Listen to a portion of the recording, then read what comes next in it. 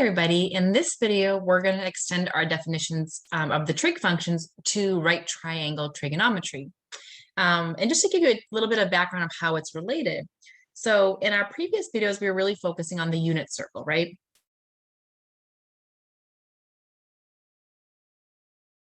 And I know it's not the best drawing, but your unit circle looks something like this. So we're going out to the values 1 there for that radius. And we were looking at different angles. So for instance, let's say we look at 60 degrees or something like that. Our ray would be coming out like this. You have that intersection on the circle. And then again, you have your angle here. And maybe this was 60 degrees or pi over 3 in radians. And everything we were doing was based on this circle idea. And what we can do is we can actually extend this a little bit further. If you notice, I could actually drop a vertical line here.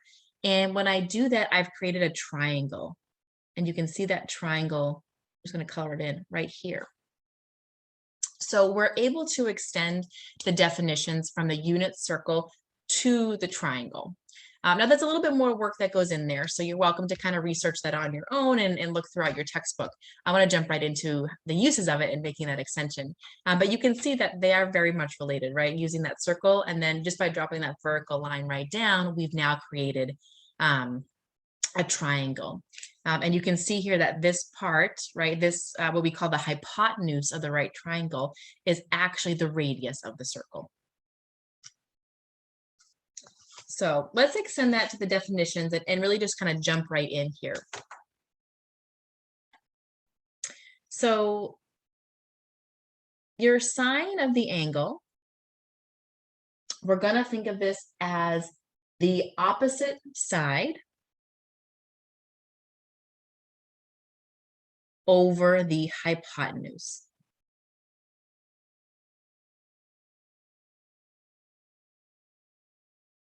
And for instance, let me draw a picture to start. So I'm just going to blow this triangle up here. And it could be for any angle. It doesn't have to be 60 degrees. Obviously, it would be something that is typically less than 90, right? So you have an acute angle here. That's typically what we look at when we do right triangle trigonometry. So you have a perfect 90-degree angle here. We're creating that right triangle. And then opposite of that 90 degrees, you have some length here, and we call this length the hypotenuse. And it's the longest side of the triangle. And I'm just going to label the sides A and B and C just to make it easier to talk about here. And let's say that we're looking at this angle right here. So I'll let this be my theta. Now, it doesn't have to be this angle, right? It could be any angle, but we typically don't usually do the 90 because you already know the values for sine and cosine at 90 degrees, right? We've done that already. So usually it's a different angle that we're looking at, but you could do it for the 90 as well. But typically you'll see it's often in one of the other two corners. So to find the value of sine of whatever that angle is, that theta, you take the opposite of it and you're going to go ahead and divide it by the hypotenuse. So in this case, the opposite here, so going right across from it would be A, whatever that length is, and then the hypotenuse is C.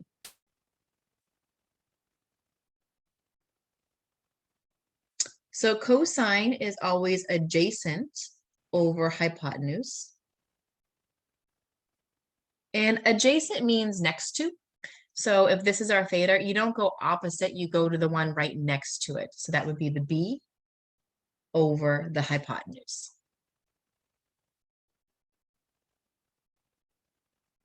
Now, don't forget your tangent theta still has that same ratio, right? It's still sine over cosine. So that has to still make sense here. So what happens is when you do sine over cosine and you kind of clean up the formula a little bit, you actually get opposite over adjacent.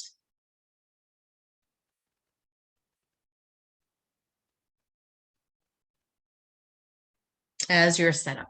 Because basically when you're dividing these two, that denominator there, the hypotenuse denominator cancels itself out. So here our opposite is A and our adjacent is B. And then we have the 6 others as well. So our cosecant of theta. Now remember, it is the opposite of sine. It's that reciprocal. So it's just going to be the hypotenuse over the opposite. I'm going to abbreviate there. So it would be C over A instead. Your second one we're going to do is secant. And again, it's just the reciprocal of the cosine, right? It's 1 over cosine. So when we take that flipping motion, you have the hypotenuse on top and the adjacent on the bottom. So C over B. And then cotangent, again, is the reciprocal of tangent, right? So we're going to flip that. So you're looking at adjacent over opposite. So B over A. Now, for me, I tend to not memorize the A's, the B's, and the C's because we can call different lengths of triangles different letters. It doesn't matter. I usually remember the opposite, the hypotenuse, the adjacent, etc. So those are usually the words that I remember because then you can apply it to any right triangle. Just makes it a little bit easier to think of. Again, that longest side here is called your hypotenuse. The other two sides we often just call the legs of the triangle so that we don't usually give them special names. One way that everybody remembers it is Sohcahtoa. So stands for sine is opposite over hypotenuse. So the S, the O, and the H. Then you have the ka. So cosine is the adjacent over hypotenuse. And then the toa is that the tangent of theta is equal to opposite over adjacent. So that's one way to remember it. Everybody kind of always says Sohcahtoa as the way to remember that. It's easy to mix them up. And then we don't have one for the others because, again, you just take the reciprocal. So for cosecant, you're just flipping the 1 for sine. For secant, you're just flipping the 1 for cosine. And then for cotangent, again, you're just flipping the 1 for tangent. So if you can remember these three, then you actually have all 6. So let's try an example. I want to see if maybe I can fit it all on the same page.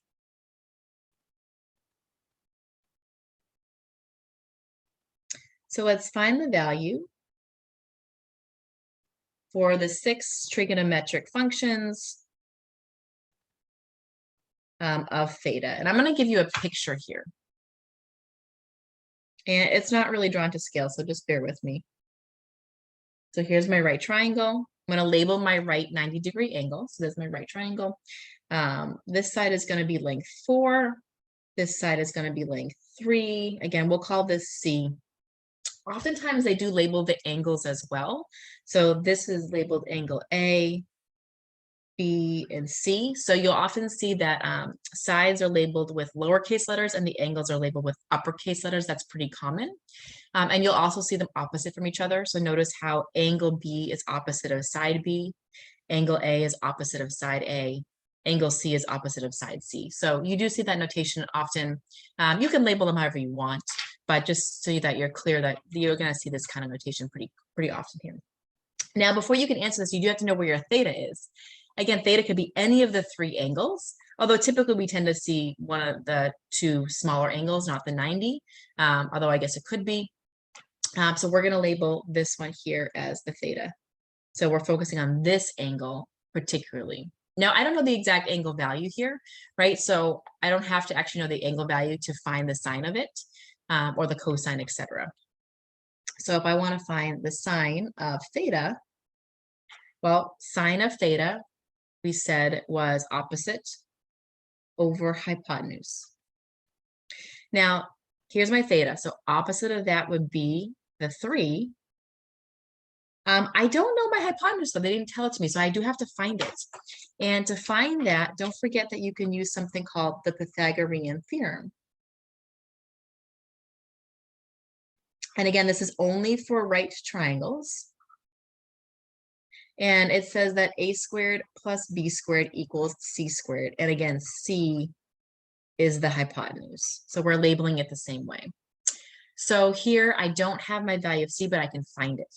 So just be careful, the formula has squares in it. So a squared would be 3 squared, b squared would be 4 squared.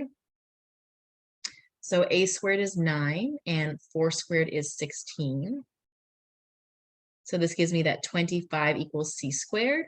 Now be careful, that's c squared equals 25. So the c value must just be 5 instead.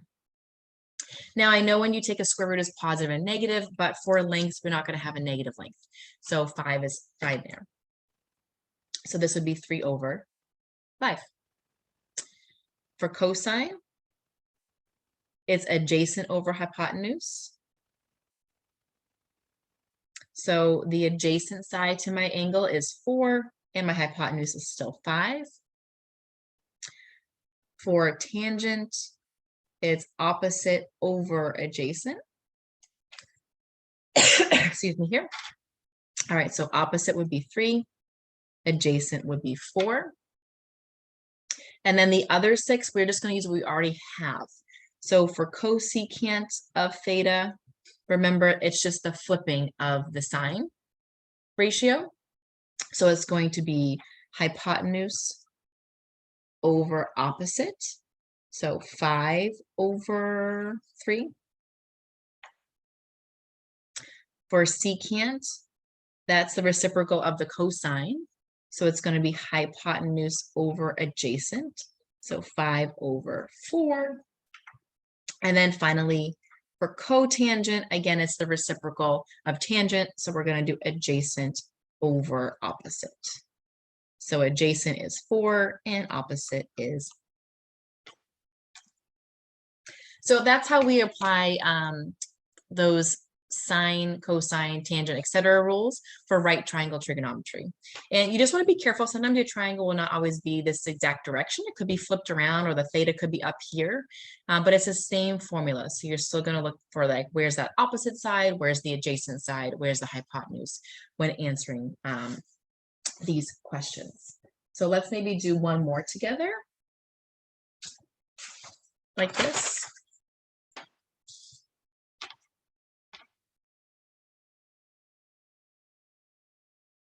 So same question.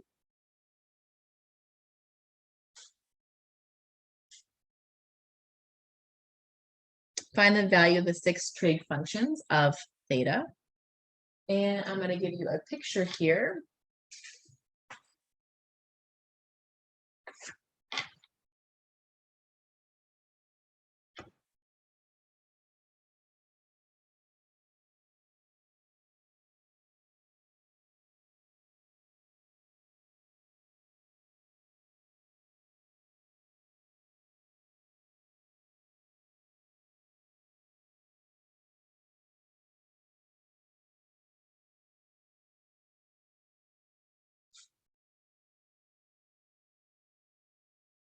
Do the same kind of angle. So obviously different angle value, but same location.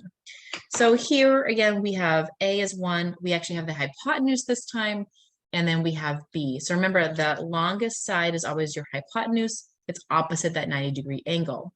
So if I need to find B, our formula is A squared plus B squared equals C squared. So 1 squared plus B squared equals 3 squared. 1 plus B squared is equal to 9. I want to subtract 1 from both sides, and I get B squared is equal to 8. Now this is not a perfect square. It's not as easy as the other one, but we can still do it. We're going to take the square root of both sides, and we get B equals the square root of 8. Again, it's positive or negative, but when you're dealing with a triangle, we can't have a negative length. That doesn't make sense. So it's going to be the positive version. I am going to clean this up though. If I think about 8, I can break that into 4 times 2. So this becomes the square root of 4 times the square root of 2.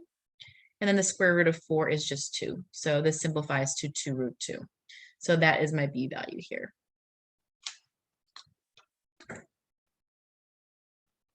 And now we can start filling everything in.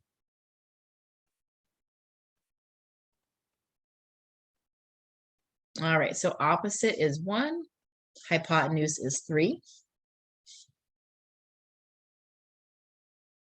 For cosine, we're doing adjacent over hypotenuse. So my adjacent is 2 root 2. My hypotenuse is 3. Now I can't really simplify that anymore there, so I'm just going to leave that alone. Tangent, we're doing opposite over adjacent. So opposite is 1, adjacent is 2 root 2. I am going to clean this one up. I don't like to have roots in the denominator. So I'm going to multiply both parts by root 2 over 2.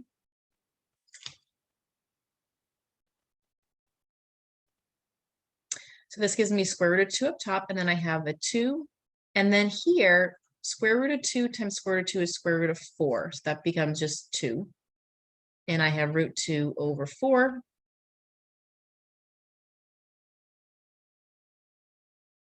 And then for my last 3, let's see, cosecant is going to be the opposite of sine, so the reciprocal. So hypotenuse over opposite. 3 over 1 is just 3.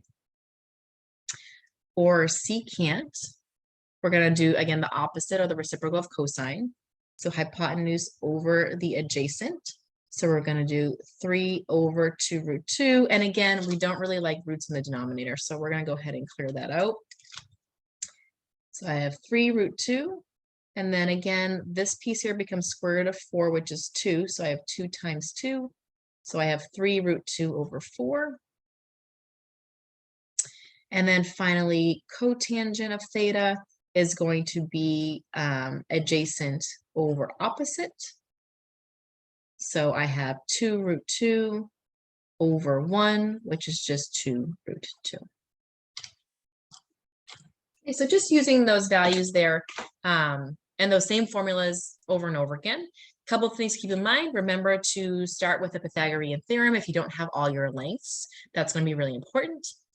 It's also really important to make sure you're setting things up correctly. So remember the hypotenuse, the longest side is always across from the 90 degrees. If you label things wrong, then all your values are going to be off. So you want to be really careful there. And of course, watch where your theta is. So the 2 examples we've done, we've had the theta in the bottom angle, which is the most common, but sometimes you can see the theta in other places. You could put it up here, which is fine, but then your opposite leg is this side, right? So it just depends on where that theta is. Opposite is the leg right across from it. Adjacent is the one touching it. That's not the hypotenuse.